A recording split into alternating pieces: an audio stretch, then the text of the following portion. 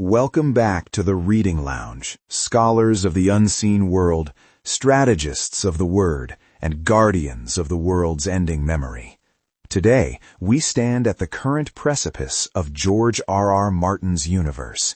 We are deconstructing A Dance with Dragons, the fifth, most complex, and arguably most misunderstood volume of the saga. If the previous book was the hangover of war, this one is the reign of winter. It is a massive narrative engine built on parallel lines, focusing on the three titans of the series, Jon Snow, Daenerys Targaryen, and Tyrion Lannister. Alex, the scale here is staggering. We move from the freezing, bone-chilling winds of the Wall to the blistering, fly-infested heat of Meereen, and everywhere we look, leadership is failing. It is a book about the sheer, agonizing difficulty of ruling versus the intoxicating simplicity of conquering.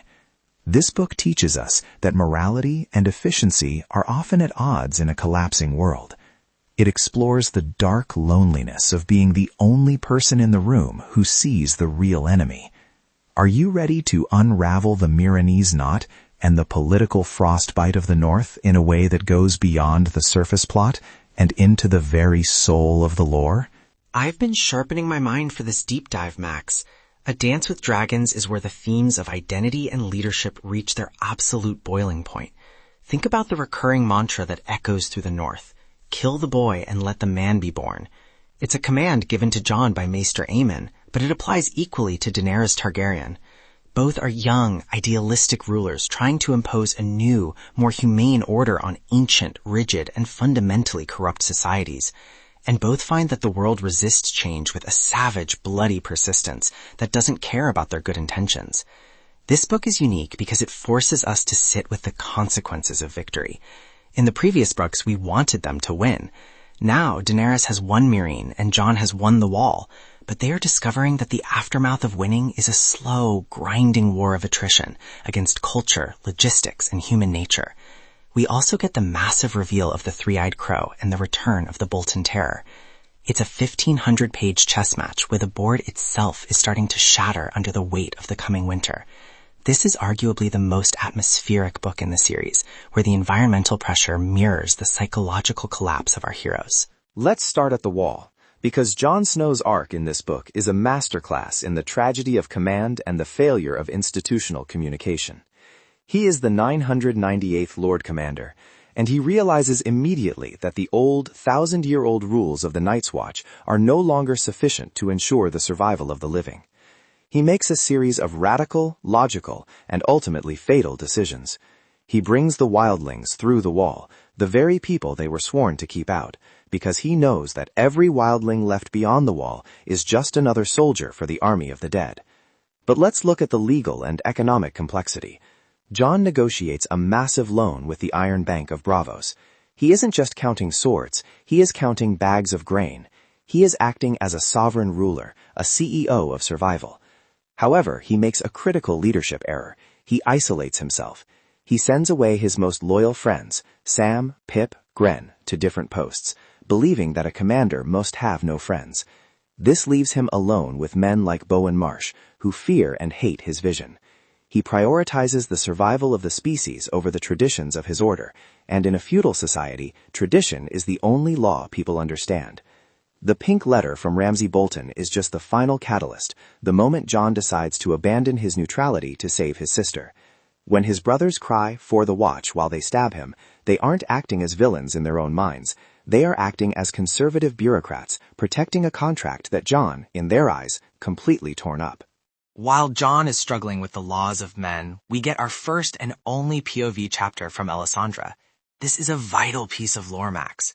For 4 books, we saw her as a powerful, untouchable shadowbinder. But inside her own head, we see a woman who is desperately trying to interpret signs she doesn't fully understand. She is haunted by her past as a slave in Essos, and her magic is often a mix of real power and stagecraft designed to make people believe. Most importantly, she looks into the fires for a king, for Stannis, but the fire keeps showing her snow. She sees Jon surrounded by skulls, his face changing. It highlights the cosmic irony of the series. The priestess is looking for a savior in the south, while the real shield of the realm is standing right next to her, and she's only beginning to realize it. This adds a layer of spiritual tragedy to the mutiny. If Melisandre had been clearer, or if Jon had trusted her visions, the daggers might never have been drawn. It shows that even in a world of magic, miscommunication is the most dangerous weapon. That internal mutiny at the Wall is mirrored perfectly by the external insurgency in Meereen. Daenerys is trying to be a queen in a city that sees her as a foreign invader who has destroyed their entire social foundation, slavery. Her arc is the Meereenese Knot, a tangled mess of insurgencies, ancient blood feuds, and economic collapse. She tries to make peace, she marries Hizdahr zo Loraq, and she even locks her dragons away in the dark. She essentially tries to kill the dragon inside her to save the city. But while she plays the diplomat, Barristan Selmy is watching the city rot. Barristan's chapters are fascinating because they show us a man of pure action forced into a role of political administration. He sees the corruption, the perfumed seneschal warnings from Quaithe, and the slow poisoning of the Queen's court. The climax in Daznak's pit, when Drogon returns through the smoke and fire, is the moment the dance truly begins. It's Daenerys realizing that you cannot negotiate with a culture built on thousands of years of cruelty using anything other than fire and blood. When she flies away on Drogon, she isn't just escaping an arena, she is abandoning the failure of compromise. Her journey into the Dothraki Sea at the end of the book marks the final death of the diplomat and the terrifying rebirth of the conqueror. And let's not forget the wild card sailing toward Meereen, Victorian Greyjoy. He represents the raw, brutal side of the Ironborn lore. He is sailing with the Iron Fleet, carrying the Dragonbinder horn that Euron gave him. Victorian is a man of the old way, a warrior who believes in the strength of his arm and the literal truth of his gods. But he is being manipulated by both Euron and the Red Priest Moqorro. Moqorro heals Victorian's infected hand with fire magic, turning it into a blackened, smoking limb of supernatural strength. This creates a terrifying combination, an Ironborn commander who now serves both the Drowned God and the Lord of Light. He is bringing a fleet of thousands to Slaver's Bay, not to serve Daenerys, but to claim her and her dragons. He is the bridge between the eldritch horror of the Iron Islands and the Dragonfyre of the East. His arrival promises to turn the siege of Meereen into a slaughterhouse that no diplomat could ever prevent. The failure of diplomacy is a global epidemic in this volume. But let's look at the third Titan, Tyrion Lannister. His journey down the Rhoyne is a dark, psychological descent into his own damaged psyche. He has killed his father, he is a kinslayer, and he is spiraling into a deep, suicidal nihilism. And then he encounters young Griff, a boy who claims to be Aegon Targaryen, the son of Rhaegar, who supposedly survived the sack of King's Landing. Alex, this is one of the most debated lore bombs in the entire fandom. We have to discuss the Blackfyre theory. Is he truly the rightful heir? Or is he a feigned dragon, a puppet orchestrated by the spider Varys and the merchant Illyrio? Tyrion's game of Sifasi with the boy is a perfect metaphor. He manipulates the prince into heading for Westeros immediately, effectively sabotaging the grand plan to join forces with Daenerys. It shows that even at his lowest, most broken point, Tyrion is still a master player who can tilt the destiny of kingdoms with a few cynical words. The landing of the Golden Company in the Stormlands at the end of the book completely resets the board of the South, making the Lannisters look like they are fighting a war that has already moved past them. Young Griff is the wild card that might burn the whole deck. But we have to go back to the north, specifically to Winterfell under the occupation of the Boltons.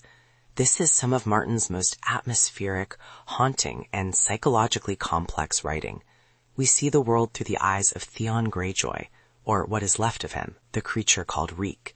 His psychological breaking. Young Griff is the wild card that might burn the whole deck. But we have to go back to the north, specifically to Winterfell under the occupation of the Boltons. This is some of Martin's most atmospheric, haunting, and psychologically complex writing. We see the world through the eyes of Theon Greyjoy, or what is left of him, the creature called Reek. His psychological breaking by Ramsay Bolton and the slow, agonizing crawl back towards his own name and humanity is the emotional heart of this entire book. It is a study of trauma and the survival of the soul. Around him, we see the Northern conspiracy taking shape in the middle of a supernatural blizzard. The Lords of the North are in Winterfell, appearing to serve the Boltons, but the tension is thick enough to cut with a blade. We have the Ghost in Winterfell committing murders in the shadows, creating a state of total paranoia. We have Lord Manderly and his infamous Frey pies, a moment of dark karmic justice that mirrors the ancient rat cook legend. When Theon finally jumps from the high walls with Jane Poole, it's not just a physical escape, it's a spiritual resurrection. He chooses to be Theon again, even if he dies in the snow. It proves that while you can flay a man's skin, you cannot conquer the memory of a people who truly loved their rightful lords. The North remembers, and it remembers the dead of blood. Resurrection and transformation are the recurring motifs of this book, both physical and metaphysical. Because while Theon is finding his human soul, Bran Stark is discovering the ancient collective soul of the world itself. He finally reaches the cave of the three-eyed crow, and we meet Brynden Rivers, the Blood Raven. The lore here is prehistoric, cosmic, and deeply unsettling. Bran is learning to be a Greenseer, to look through the eyes of the weirwoods, not just across the map, but across the ocean of time itself. He realizes that the past is a book, and the ink is dry, yet he can still see the truth of his father's prayers.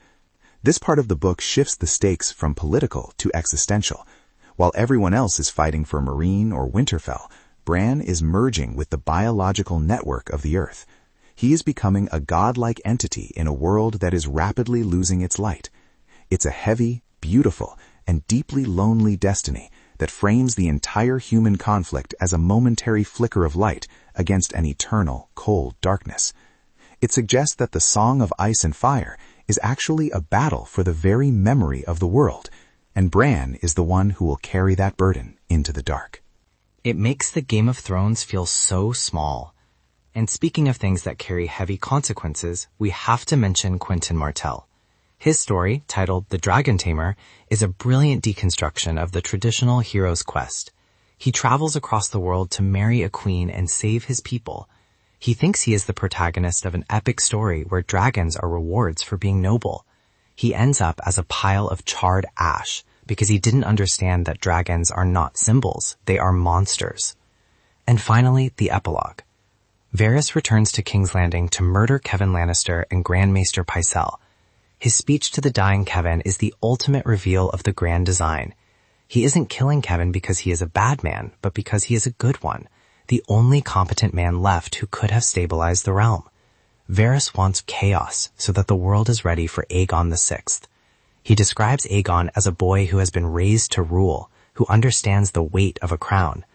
It's a chilling, perfect ending that proves the spider has been the true architect of the storm from the very beginning. He is creating a perfect prince in a world that breaks even the best of men. It leaves the reader on the absolute edge of a cliff. Jon is bleeding out in the cold snow, his brother standing over him with daggers. Daenerys is lost in the Dothraki Sea, facing a massive Khalasar with only a wounded dragon. Aegon has landed in the Stormlands, and winter, the real, magical winter, has finally arrived in King's Landing. The dance is over, and the war for the dawn is the only thing that remains. This book is a triumph of complex storytelling that shows power is not a prize, but a weight that crushes most who try to carry it. Thank you for joining us in the lounge for this massive 30-minute deconstruction of A Dance with Dragons. We hope this exploration of the failures, triumphs, and metaphysical shifts of the fifth book has deepened your appreciation for why this saga remains the definitive work of our time. Keep your mind sharp, your dragons hungry, and your oaths ironclad. It's been an incredible journey through these 5 published masterpieces. To all the lore seekers, keep reading between the lines, find the hidden patterns, and never trust a letter written in pink ink. As the snow falls and the winds rise, remember, winter is no longer just coming. For those who can see the truth, it is already here. See you in the next episode, where we will begin to analyze the future, the fragments of the winds of winter, and the theories that will decide the ending of this legend. Stay safe in the storm, and until next time, goodbye from the Reading Lounge. Keep the fire of knowledge burning bright.